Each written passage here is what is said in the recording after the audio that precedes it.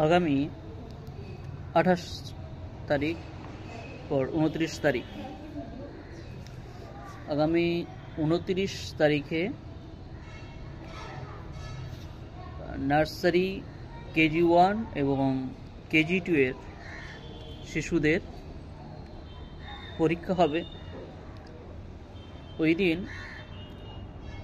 পরীক্ষা হবে বাংলা, ইংরেজি এবং অঙ্কের উপর। তাহলে 3টে সাবজেক্ট থাকছে, বাংলা, ইংরেজি, অঙ্ক। প্রত্যেকটার মার্কস হবে 20 20 20। পরীক্ষা হবে একই দিনে। তাহলে 29 তারিখ বৃহস্পতিবার পড়বে।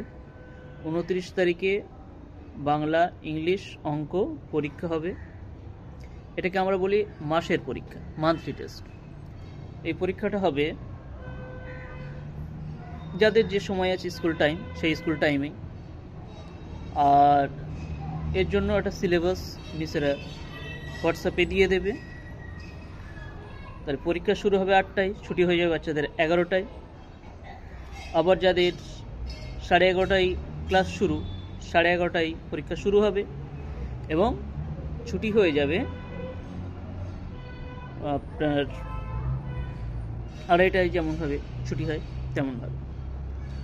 আচ্ছা, এবার যখন আটঘরা ব্রাঞ্চে পরীক্ষা হবে, যেদিন নার্সারি KG1 KG2 এর পরীক্ষা হবে, সেদিন 1 2 3 ছুটি থাকবে।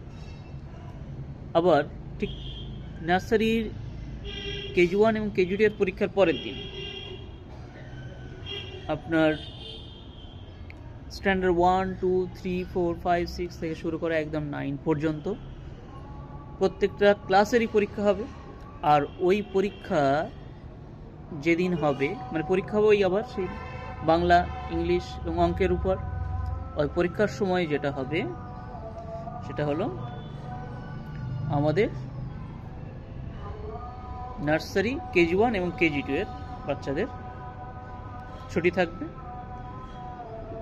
দোপিডিয়ার ক্ষেত্রে সেইটা একটু অন্য ধরনের নিয়ম হবে, সেটা আমরা বলে দেব।